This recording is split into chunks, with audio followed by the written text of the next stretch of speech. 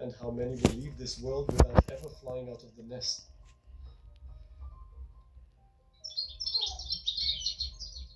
On the morning of the seventh day, I noticed that small feathers had started to appear on the chicks' wings, and their skin had taken on a darker color. Their eyes were still closed, but that didn't stop them from consuming large amounts of food and rapidly gaining weight. Every day, the parents had to fly among the fir trees and other trees in search of food to feed such hungry chicks.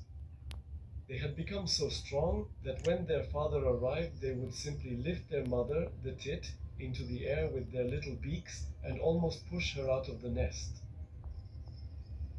However, while carefully reviewing these shots, I noticed yet another motionless chick at the very top of the frame. It unfortunately seems we've lost another one. The female notices this, and then something happens that I simply cannot put into words in a way that wouldn't hurt your psyche, let alone show it to you. Then, two flies entered the nest box and settled near the entrance. At that moment, the male arrived. The flies. Frightened, they started flying around the nest box, which in turn scared both the female and the male, who immediately flew away. In the next shot, this thing appeared on the wall. I still haven't figured out what it is or how it got there. On the eighth day, the chicks grew even bigger, and some of them crawled under the moss. So, neither I, nor the titmouse, nor the mother understood how many of them were left in there. In fact, and then I decided to take the step I mentioned in the previous video. The chicks were already sitting right up against the wall of the house, and beneath them there was only the board. I waited for the right moment when the parents flew away, put on gloves so as not to leave my scent on the chicks, and armed with a screwdriver, approached the birdhouse. The quickest and safest way would be to remove the front wall and, by hand, move them to the center of the nest. After removing the wall of the birdhouse, I began quickly and carefully transferring the chicks, first to the side, to prepare a place for them, in the center of the nest, and to my surprise, they didn't seem scared at all and didn't make a sound. And finally, I took one of the chicks in my hand so that for the first time in my life, I could look at a tit chick up close and show it to you in detail. Take a close look at its funny hairstyle, and notice the rather large ear openings positioned right near its eyes. We put the wall of the birdhouse back, and at that moment, the chick's parents appear and start chasing me away with loud sounds. As expected, the female flew into the nest and, not noticing anything suspicious, continued to feed and care for her chicks. The chicks are not at all hesitant to eat enormous spiders because they're so delicious and crunchy.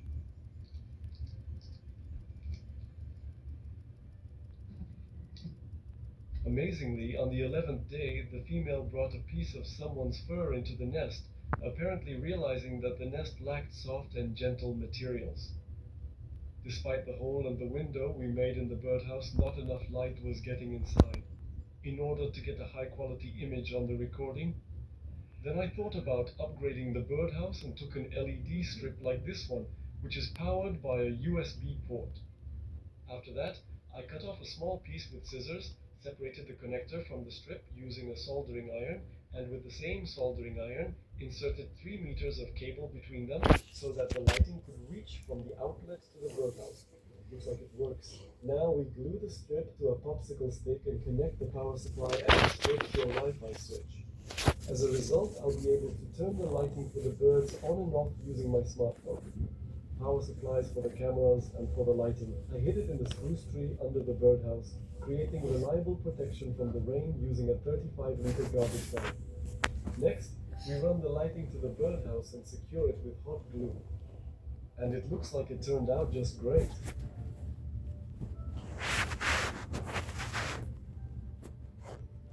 But a problem arose. It was already dark outside, but bright inside the birdhouse. The female wanted to fly out of the birdhouse, thinking that if it was bright inside, then it must also be daytime outside. But as soon as she stuck her head out, she saw that it was already night outside and couldn't understand how that could be. At that moment, I immediately turned off the lighting and set the timer to turn off the light earlier. The chicks were almost completely covered with feathers, which also began to grow on their tails. Over time, they dug tunnels under the moss and would emerge in another corner of the birdhouse. Although the female didn't like this, since the chicks were in different places and she couldn't keep them all warm at the same time. Later she accepted it and simply sat between them on the moss. As more time passed, the chicks grew to be exceptionally large and raised their beaks so high that their mother couldn't always feed them properly, and she had to clamber up onto the moss.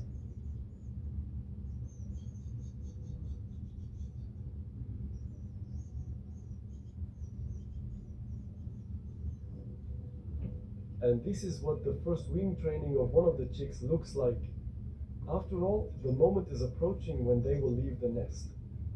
At one point, the tit brought some kind of long hair from an animal, and it ended up in the chick's mouth. I was about to come to its aid, but it seemed that these funny whiskers didn't bother it at all, and over time they somehow disappeared completely. Morning of the 15th day. It's hard for me to tell how many chicks are left in the nest. I see 4, but it's likely that one of them is under the moss. Or maybe something happened and the camera didn't catch that moment. The female seems to be checking if any chicks are left under the moss. It looks like there's no one there. But even if there are only 4 left, most likely they are completely healthy and definitely won't die now. At least not from illness.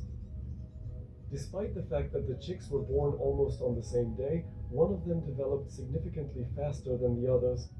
Take a moment to compare its size and plumage to the other young chicks in the nest. Perhaps the reason is that the 2 largest chicks often tried to take a more advantageous and higher position in the nest than the others, and therefore always got more food and, as a result, developed at a much faster rate. They would often literally climb on top of the other chicks and sit on them. It seems we have 2 strong and 2 weak chicks, but the strongest one doesn't always survive, because being strong doesn't mean smart, and soon you'll see for yourself. The next morning, I didn't see the parents at the nest for several hours. Knowing that the chicks need to eat several times an hour, I found a caterpillar and decided to try feeding them with tweezers. As expected, they immediately realized it wasn't their parents and instantly pressed themselves to the bottom of the nest so that a predator couldn't reach them. I left the caterpillar in the nest, and when the mother finally arrived, she saw it and took it outside. Perhaps she thought the caterpillar was poisoned. Sometimes the female understood that the smallest and weakest chick also needed food, and it seems to me she deliberately gave food specifically to him. The bigger chick protests and opens its mouth wide, but to the mother they are all the same. The next day, one of the chicks began actively preening its feathers and exercising its wings, after which it climbed onto the moss and jumped up to the entrance hole, grabbing onto it with its foot and peering inside.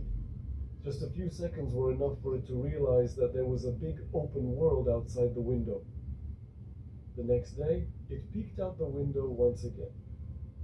At that moment, its mother arrived, and she was a bit shocked to see it in the doorway. The chick was driven back into the nest. After all, even though they look very much like adult tits, they are not quite ready to leave the nest yet, and most likely would have died if they ended up outside the nest. After that, the chick discussed something with another strong sibling. Perhaps they didn't like being kept in the nest. A few minutes later, one of them jumps out to the exit. It releases its ballast and vanishes from sight in a mysterious and unknown direction. Immediately after him, the second, more developed chick did the same thing and jumped into the unknown. I don't know exactly what happened to them, but in all likelihood they couldn't survive since they were still far too weak for proper flight and probably became vulnerable targets for some predator. Meanwhile, the 2 weaker and perhaps smarter chicks stayed in the nest, continuing their difficult struggle for life. They ate, gained strength, and practiced in order to fly out. Not when they wanted to, but when their mother actually instructed them to do it. There was very little time left before leaving the nest. The chicks are probably happy that they survived and have almost become adults. But they still don't understand what awaits them on this last night in the nest. At around midnight, The camera notices some movement in the fir tree above the nest.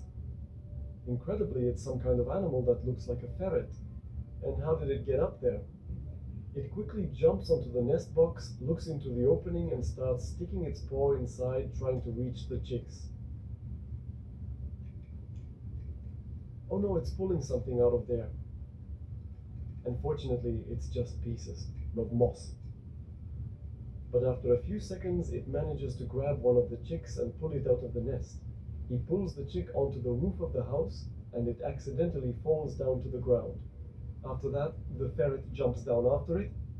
It was very hard for me to watch this footage. I hoped that one chick would be enough for him, and that he would leave the very last one alone.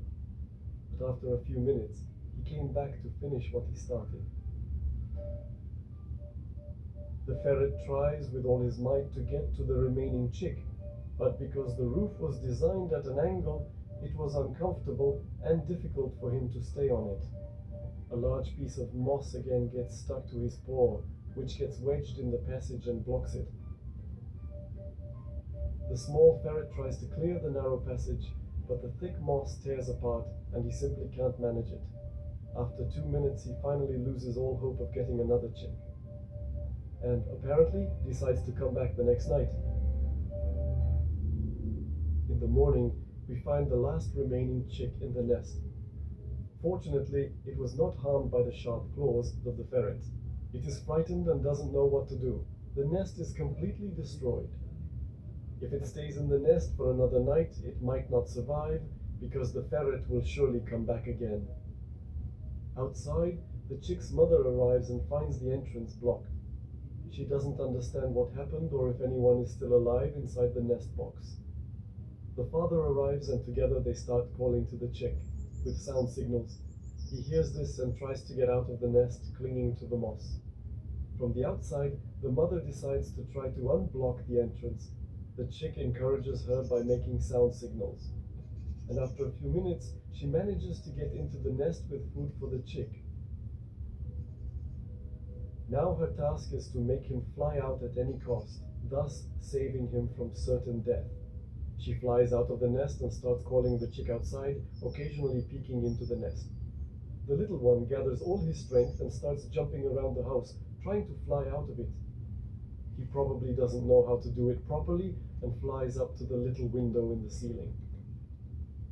Then he jumps onto the passage, but apparently gets scared and jumps back into the nest. The mother comes again and tries to lure the chick out of the house without even going inside. The chick gathers all his strength and courage and jumps onto the passage. He sits there for several minutes, taking in a world that is completely new to him, and giving his eyes a chance to adjust to the bright light. After that, he makes a leap, and leaving the house, bravely sets off on his very first flight. When this story began and I saw as many as 9 chicks, I was sure that at least half of them would survive. But nature is cruel and it has its own rules. 1 chick survived, the smartest, most patient, and most resilient one, the one who managed to adapt and hold on until the end. That is enough to feel that we did not build this little house in vain. We also have another short video recording of what happened in the pigeon's nest. It's interesting but quite short. However, if you want, I will still publish it on this channel.